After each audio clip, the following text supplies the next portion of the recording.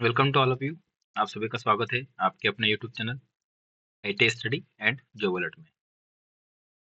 आज हम electrical generation, distribution and transmission से रिलेटेड कॉम्पिटिशन एग्जाम में जो क्वेश्चंस पूछे जाते हैं उसके ऊपर डिस्कस करेंगे।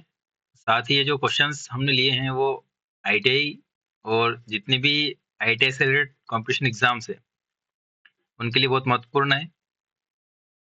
चलिए शुरुआत करते हैं हमारे पहले प्रश्न के साथ। थ्री फेज उच्च वोल्टता संचरण के लिए मोटा न्यूट्रल तार प्रयुक्त होता है, पतला न्यूट्रल तार प्रयुक्त होता है, कोई न्यूट्रल तार प्रयुक्त नहीं होता है या इनमें से कोई नहीं। तो जब भी हम three phase high voltage transmission करते हैं तो ट्रांसमिशन में किसी प्रकार का कोई न्यूट्रल वायर यूज नहीं होता है। तो इसका जो सही आंसर हो जाएगा आपका ऑप्शन नंबर सी, कोई न्यूट्रल वायर प्रयुक्त नहीं होता है। ये जितने भी प्रश्न मैंने लिए हैं वो किसी न किसी परीक्षा में पूछे गए हैं। स्टेट इलेक्ट्रिसिटी बोर्ड की एग्जाम में पूछे गए हैं, सेंट्रल गवर्नमेंट की जितनी भी पीएसयू एग्जाम है उनके क्वेश्चन हमने लिए हैं। तो ये जो सारे के सारे क्वेश्चन है वो सारे के सारे इंपोर्टेंट क्वेश्चन है, तो आप इन्हें इस वीडियो को लास्ट तक जरूर देखें। चलिए नेक्स्ट क्वेश्चन है, फेरांटी प्रभाव निम्नलिखित में से किसमें घटित होता है? छोटी transmission line, medium transmission line या लॉन्ग ट्रांसमिशन लाइन? तो यहाँ जो आपका सही आंसर हो जाएगा वो हो जाएगा ऑप्शन नंबर सी, केवल थर्ड, यानी कि लॉन्ग ट्रांसमिशन लाइन में फेरेंटी इफेक्ट होता है। अब देख लेते हैं फेरेंटी इफेक्ट क्या होता है। फेरेंटी प्रभाव लंबी पारेषण लाइनों में हल्के लोड पर अथवा ओपन सर्किट की स्थिति में रिसीविंग सिरे पर रिसीविंग वोल्टेज का मान सप्लाई वोल्टेज से ज्यादा हो जाता है। इस इफेक्ट को फेरेंटी इफेक्ट कहते हैं। यह इफेक्ट चार्जिंग धारा के कारण होता है। तो यहाँ पर देखिए आप सोर्स वोल्टेज कितना है 11 केवी और रिसीविंग एंड पे कितना वोल्टेज मिला आपको 11.2 केवी। तो जब कैपेसिटेंस जो फिनोमिना होता है या चार्जिंग करंट होता है उसके कारण हमें रिसीविंग एंड पे ज़्यादा वोल्टेज मिलता है। इसी को हम लोग क्या बोलते हैं? फेरेंटी इफेक्ट कहते हैं। तो ये केवल किस में होता है? लॉन्ग ट्रांसमिशन लाइन में होता है। ये चीज़ आप ध्यान रखना। चलिए नेक्स्ट क्वेश्चन देखते हैं। एक थर्मल पावर प्लांट की संपूर्ण दक्षता लगभग होती है 95%, 90%, 85% या 25 to 30%। थर्मल पावर प्लांट की जो एफिशिएंसी होती है वो 25 से 30% के आसपास ही होती है। तो सही आंसर हो जाएगा आपका हो जाएगा option number D, 25 to 30%। Thermal power plant में कूलिंग टावर का प्रयोग के लिए होता है। मतलब कूलिंग टावर जो यूज करते हैं हम लोग थर्मल पावर प्लांट में, वो क्यों करते हैं? कम दबाव के भाप को घनीभूत करने के लिए, यानी कि कंडेंस करने के लिए, कंडेंस भाप को ठंडा करने के लिए, कंडेंस होने वाली वाष्प के लिए पानी को ठंडा करने के लिए, या बॉयलर के लिए ठंडे पानी की आपूर्ति के लिए। तो बॉयलर के लिए तो किसी प्रकार के ठंडे पानी की आवश्यकता होती नहीं है। यहाँ पे लिखा है कंडेंस भाप को ठंडा करने के लिए। तो जो कूलिंग टावर है उसमें जो पानी है ऑब्वियसली वो भाप को कंडेंस करेगा, लेकिन कूलिंग टावर इसके लिए नहीं बना है। कूलिंग टावर जब भाप को कंडेंस करने के बाद जो पानी वापस गर्म हो जाता है उसको ठंडा करने के लिए कूलिंग टावर का प्रयोग किया जाता है। तो ये जो ऑप्शन नंबर सी है आपका, वो कंडेंस होने वाली वाष्प के लिए पानी को ठंडा करने के लिए, मतलब जो स्टीम रह जाती है टरबाइन से निकलने के बाद उस स्टीम को हम वापस से कंडेंस करते हैं, पानी में कन्वर्ट करते हैं। तो उसको कंडेंस करने के लिए आपको अलग से ठंडे पानी की रिक्वायरमेंट होती है। तो उस ठंडे पानी को जब हम यूज़ करेंगे स्टीम को कंडेंस करने के लिए, तो जो ठंडा पानी है वापस से क्या हो जाएगा? हीट एक्सचेंज के कारण गर्म हो जाएगा। तो उस गर्म पानी को हम लोग फिर वापस कहाँ ले जाते हैं? कूलिंग टावर के अंदर। जब कूलिंग टावर में ले जाते हैं तो उस गर्म पानी को वापस हम वहाँ पे क्या करते हैं? फिर से ठंडा करते हैं। तो ध्यान रखना आप कि कंडेंस होने वाली वाष्प के लिए पानी को ठंडा करने के लिए, मतलब जो स्टीम है उसको आपको ठंडा करना है, कंडेंस करना है, उसके लिए जो पानी लगेगा उसको हम ठंडा करते हैं कूलिंग टावर में। चलिए नेक्स्ट क्वेश्चन। पल्वेराइज्ड कोयला होता है राख से, कोयला मुक्त, बिना धुए वाले कोयला, कोयला जो ज्यादा देर तक जलता है, या कोयला जो बारीक कोनों में टूट जाता है। जो पल्वराइज्ड कोयला है वो कौन सा होता है, जिसको हम बारीक कणों में तोड़ देते हैं, छोटे छोटे टुकड़े कर देते हैं, उसी को हम लोग बोलते हैं पल्वराइज्ड कोयला। जो ऑप्शन नंबर डी है वो यहाँ पर आपका सही आंसर हो जाएगा। नेक्स्ट क्वेश्चन है, नाभिकीय शक्ति केंद्रों में प्रयुक्त ईंधन होता है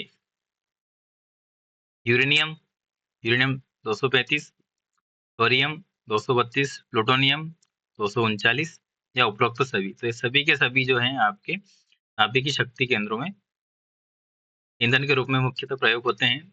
खास तौर पर यूरेनियम और थोरियम का ज़्यादातर प्रयोग किया जाता है। तो यहाँ पर जो आपका आंसर हो जाएगा उपरोक्त सभी, ऑप्शन नंबर डी। चलिए नेक्स्ट क्वेश्चन, जल विद्युत संयंत्रों में जल की किस ऊर्जा का उपयोग बिजली बनाने के लिए किया जाता है? गतिज ऊर्जा, तापीय ऊर्जा, स्थितिज ऊर्जा या रासायनिक ऊर्जा। तो यहाँ पर आप देखिए, जितने भी जल विद्युत संयंत्र है या हाइडल पावर प्लांट है, उसमें हम एक डैम बनाकर पहले पानी को रोकते हैं।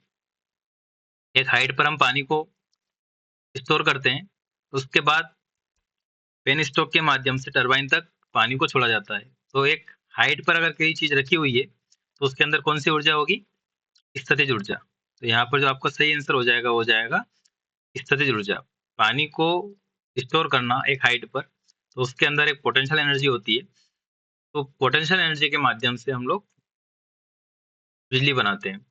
उसके बाद वो पोटेंशियल एनर्जी वापस काइनेटिक एनर्जी में कन्वर्ट होती है, फिर काइनेटिक एनर्जी मैकेनिकल एनर्जी में, मैकेनिकल एनर्जी इलेक्ट्रिकल एनर्जी में कन्वर्ट होती है। तो स्टार्टिंग में जो एनर्जी रहती है पानी के अंदर, एक हाइट पर अगर पानी रहता है इकट्ठा किया हुआ, तो उसके अंदर स्थितिज ऊर्जा यानी कि mgh जिसको हम कहते हैं वो स्टोर रहती है।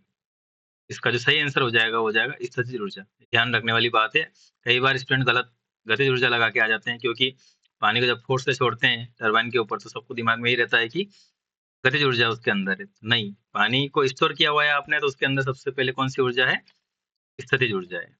चलिए नेक्स्ट क्वेश्चन, रिक्त स्थान में न्यूनतम परिवहन लागत होती है इन चारों संयंत्रों में, पावर प्लांट में किसमें परिवहन लागत न्यूनतम होगी? जल विद्युत संयंत्र में, परमाणु ऊर्जा संयंत्र में, भाप शक्ति संयंत्र में या डीजल शक्ति संयंत्र में।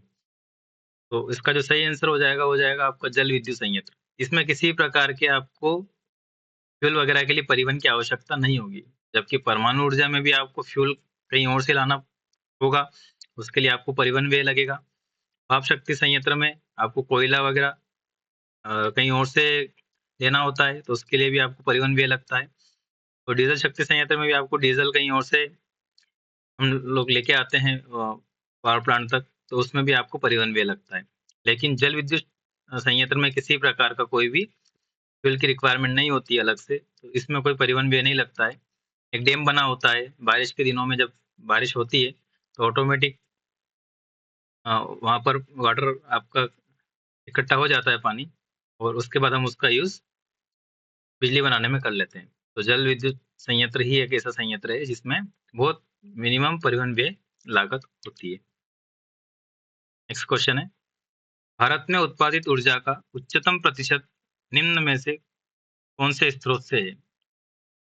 तापीय ऊर्जा, पन बिजली ऊर्जा, परमाणु ऊर्जा या नवीकरणीय ऊर्जा।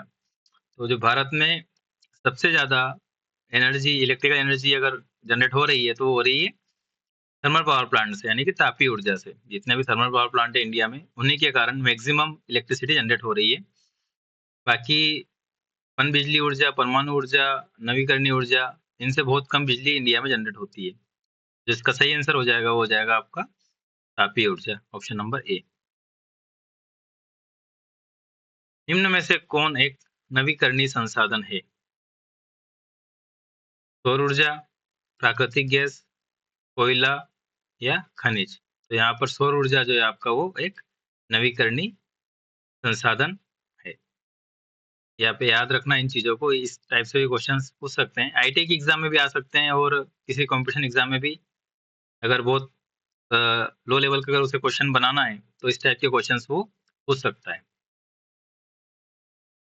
कोयला ऊर्जा का नवकरणीय, अपारंपरिक, पारंपरिक और प्राथमिक किस प्रकार का स्रोत है? तो कोयला जो है वो पारंपरिक स्रोत है, पारंपरिक तरीके से हम इससे बिजली बनाते आ रहे हैं। तो ये हमें आपका पारंपरिक यहाँ पर सही आंसर हो जाएगा। परमाणु ऊर्जा संयंत्र में नियंत्रण छड़ के लिए निम्नलिखित में से किसका उपयोग किया जाता है? जो न्यूक्लियर पावर प्लांट है उसमें नियंत्रण छड़ के लिए हम निम्न में से किसका प्रयोग करते हैं? बोरॉन, साधारण जल, सीसा या खारा पानी? खारा पानी, इसको खारा पानी कर लेना, खारा पानी। तो यहाँ पर आप बोरॉन का प्रयोग हम लोग नियंत्रण छड़ के रूप में करते हैं।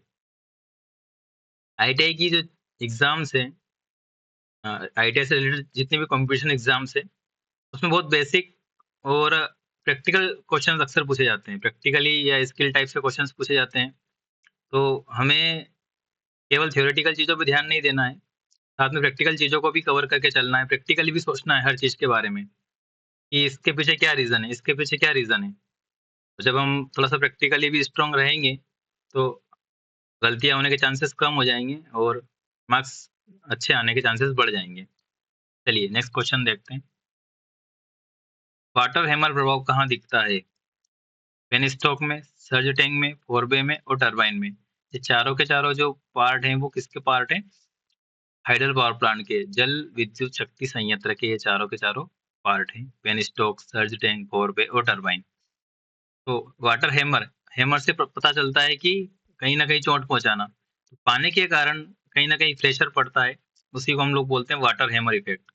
तो ये प्रेशर कौन से पार्ट में आता है? तो यहाँ पर देखिए आप, पेन स्टॉक, पेन स्टॉक में ये चीज़ होती है वाटर हैमर इफ़ेक्ट। अब इसको समझ लीजिए। रिज़र्वायर है आपका, पानी स्टोर किया हुआ है, यहाँ पर आपका डैम बना हुआ है। फिर डैम के बाद ये गेट जैसे ही खुलेगा, तो गेट खुलने के बाद ये पूरा पेन स्टॉक है। पेन स्टॉक में पानी की डायरेक्शन भी चेंज हो रही है और प्रेशर से पानी भी आ रहा है।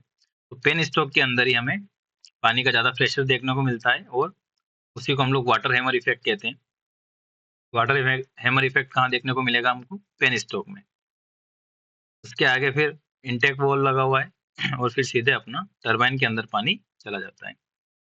तो इस प्रकार की भी चीज़ें हमें ध्यान रखना है और इनके सारे की सारी वर्किंग भी ध्यान रखना है। जैसे सर्ज टैंक क्या काम करता है, तो जब एक्स्ट्रा पानी है या पानी का लेवल जब ज़्यादा हो जाता है पेन स्टॉक में, तो वो सर्ज टैंक के माध्यम से उसको हम लोग कंट्रोल कर लेते हैं, वो सर्ज टैंक में पहुँच जाता है। ज़्यादा प्रेशर से भी पानी आता है, तो वो हम उसको सर्ज टैंक में पहुँचा देते हैं ताकि पेन स्टॉक के ऊपर लोड कम हो जाए।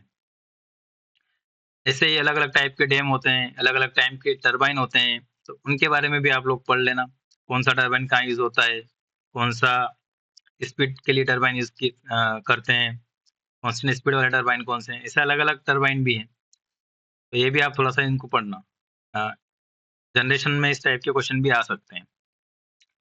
नेक्स्ट है, शिरोपरि संचरण लाइनों में आरसीसी खंभों के लिए विस्तार की अधिकतम लंबाई होनी चाहिए। 2 आरसीसी पोल के बीच में अधिकतम दूरी कितनी होना चाहिए? 200 से 400 मीटर, 80 से 100 मीटर, 30 से 70 मीटर या 10 से 20 मीटर। तो यहाँ पर जो सही आंसर हो जाएगा आपका 80 से 100 मीटर। तो आरसीसी पोल के बीच में कितनी डिस्टेंस होना चाहिए? 80 टू 100 मीटर। बाकी पोल की भी आप याद रखना। होगा तो मैं स्पेशल पोल के लिए और इंसुलेटर के ऊपर एक वीडियो लेके आऊँगा, छोटा-सा। उसमें आपको सारे इंसुलेटर कवर हो जाएँगे और सारे डिस्ट्रीब्यूशन रिलेटेड सारी चीज़ें हम उसमें कवर कर लेंगे। चलिए नेक्स्ट क्वेश्चन। बड़े औद्योगिक उपभोक्ता आपूर्ति के लिए द्वितीयक वितरण, प्राथमिक पारेषण, प्राथमिक वितरण या द्वितीयक पारेषण? मतलब जितनी भी इंडस्ट्रीज़ वगैरह है, वो किस प्रकार से जुड़ी होती है सिस्टम से, तो हम उन्हें प्राथमिक वितरण तरीके से उसमें जोड़ते हैं, प्राथमिक वितरण के रूप में उनको जोड़ते हैं। तो जब भी हम लोग डिस्ट्रीब्यूशन करते हैं, तो 2 टाइप के डिस्ट्रीब्यूशन होते हैं, प्राइमरी डिस्ट्रीब्यूशन और सेकेंडरी डिस्ट्रीब्यूशन। तो प्राइमरी डिस्ट्रीब्यूशन में जो 33 केवी की लाइन है या 66 केवी की लाइन है, उसको सीधे हम लोग इंडस्ट्री से दे देते हैं और सेकेंडरी डिस्ट्रीब्यूशन में हम लोग क्या करते हैं कि उसको स्टेप डाउन करके उपभोक्ता या जो लोकल कॉलोनीज़ वगैरह है या घरों के लिए सप्लाई देना है, गाँव में सप्लाई देना है, उनके लिए हम लोग द्वितीयक वितरण प्रणाली का प्रयोग करते हैं। तो उसको और स्टेप डाउन करते हैं और फिर 440 वोल्ट की सप्लाई हम लोग कॉलोनीज़ वगैरह में, घरों में पहुँचाते हैं। तो वो जो कॉलोनीज़ वगैरह में जो आती है सप्लाई, वो आती है सेकेंडरी वितरण प्रणाली में। जो इंडस्ट्रीज़ वगैरह है, बड़े औद्योगिक उपभोक्ता हैं, उनको हम लोग सीधे 33 केवी की सप्लाई प्रोवाइड कराते हैं, 11 केवी की, जैसा भी कन्वीनिएंट होता है। तो हमारा प्राथमिक वितरण के अंतर्गत आ जाता है। चलिए नेक्स्ट क्वेश्चन देखते हैं। किस वोल्टेज स्तर तक पिन इंसुलेटर का उपयोग किया जाता है? 400 केवी, 33 केवी, 1110 केवी या 66 केवी? तो 33 केवी तक हम लोग किसका उपयोग करते हैं? पिन इंसुलेटर का प्रयोग करते हैं।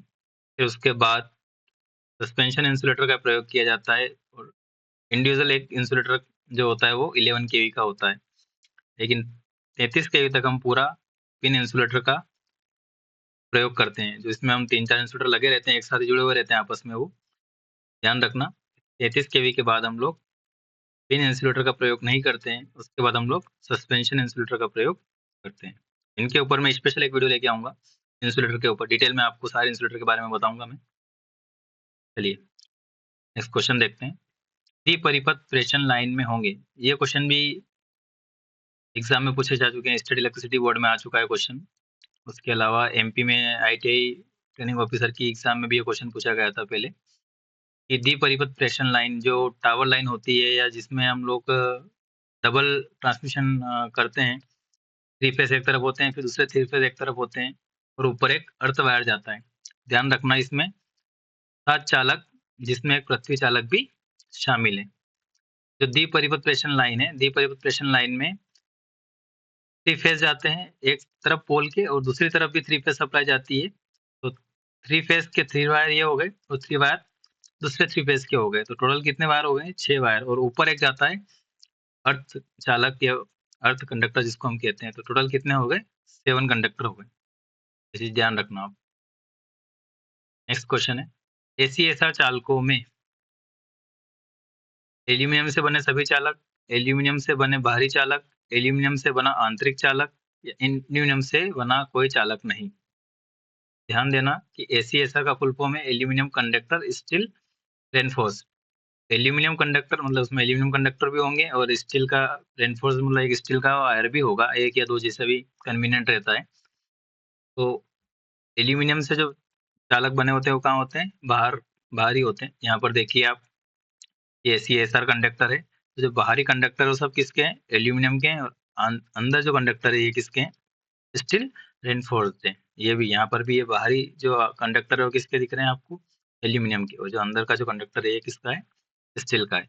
एसीएसआर का फुल फॉर्म भी बोल सकते हैं, एल्यूमीनियम कंडक्टर स्टील रेनफोर्स्ड। चलिए नेक्स्ट क्वेश्चन। निम्नलिखित में से किसे सर्विसमैन कहा जाता है? सर्विसमैन मतलब हम लोग जब भी अपने घर में सप्लाई लेते हैं तो उसी को हम लोग सर्विसमैन कहते हैं। आपने देखा होगा कि पोल से स्टेट इलेक्ट्रिसिटी बोर्ड वाले अपने पोल से एक वायर अपने घर तक जोड़ते हैं, उसी को हम लोग सर्विसमैन कहते हैं। तो यहाँ पर जो इसका सही आंसर होगा वो हो जाएगा आपका ऑप्शन नंबर बी, उपभोक्ता के टर्मिनल को वितरक से जोड़ने वाला चालक। ये उपभोक्ता के टर्मिनल को वितरक से जोड़ने वाला, वितरक यानी कि जो भी हमें डिस्ट्रीब्यूट कर रहा है अपना इलेक्ट्रिसिटी बोर्ड, एमपी ईबीए या आरएसईबीए या यूपी इलेक्ट्रिसिटी बोर्ड है, महाराष्ट्र इलेक्ट्रिसिटी बोर्ड है, ये सभी की डिस्ट्रीब्यूशन लाइन से जब हम लोग सप्लाई लेते हैं अपने घर तक, तो जो वायर्स होता है, जो चालक होता है, फेज न्यूट्रल का जो वायर है लोग जोड़ के हमें देते हैं मीटर तक, एनर्जी मीटर तक, उसी को हम लोग क्या बोलते हैं? सर्विस मैन कहते हैं। तो ये ध्यान रखना आप ये लोग, ये भी एग्जाम में पूछे गए प्रश्न है। नेक्स्ट क्वेश्चन, लास्ट क्वेश्चन है अपना, आवासीय क्षेत्रों में वितरक कैसे होते हैं? जो कॉलोनीज वगैरह हैं वहाँ पर सप्लाई किस प्रकार से दी जाती है? तो 1 फेज 2 तार, 3 फेज 3 तार, 3 फेज 4 तार या 2 फेज 4 तार। तो आपने देखे होंगे पोल पे जो सप्लाई दी होती है उसमें टोटल कितने वायर होते हैं? 4 वायर होते हैं और लास्ट का जो वायर होता है न्यूट्रल होता है। तो इसका जो सही आंसर होगा वो होगा 3 फेज 4 वायर, 3 फेज 4 तार। उसके बाद आगे जाकर इन फेज को वो अलग-अलग घरों में डिवाइड कर देते हैं, 10 घरों को अलग फेज, फिर 10 घरों को अलग फेज, फिर 10 घर को अलग फेज दे देते हैं ताकि लोड को इक्वली डिस्ट्रीब्यूट किया जा सके। तो ध्यान रखना आप आवासीय क्षेत्रों में 3 फेज़ 4 वायर सिस्टम का प्रयोग किया जाता है। अभी तक जो 20 क्वेश्चन्स है, इनमें अगर आपको किसी प्रकार का कोई डाउट है या आपको लगता है कि नहीं ये इसका आंसर कुछ और होना था या किसी और आपको किसी टॉपिक में डिटेल में समझना है, तो आप कमेंट करके मुझे ज़रूर बताएँ। साथ ही कोई स्पेशल टॉपिक भी अगर आपको लगता है कि सर हमारी ये एग्ज़ाम है, हमें इस टॉपिक पे कुछ वीडियोज़ चाहिए, तो आप मुझे कमेंट करके बताएँ, मैं उसके ऊपर भी शॉर्ट वीडियो बनाकर उसको डिटेल में समझाने की कोशिश करूँगा अपनी तरफ से। अगर आपको वीडियो अच्छा लगा हो, तो आप इसे लाइक करिए। कोई भी डाउट आए, आपको किसी प्रकार की कोई दिक्कत है किसी भी क्वेश्चन में, तो आप हमें कमेंट करके ज़रूर बताएँ। अपने दोस्तों के साथ इसको शेयर कीजिए और अगर आप पहली बार हमसे जुड़े हैं, तो हमारे चैनल को सब्सक्राइब कीजिए और साथ ही बेल आइकन को प्रेस कर लीजिए, ताकि जब भी हमारा नया कोई वीडियो आए, तो उसका नोटिफ़िकेशन आप तक पहुँच जाए। हमारे साथ जुड़ने के लिए थैंक यू वेरी मच।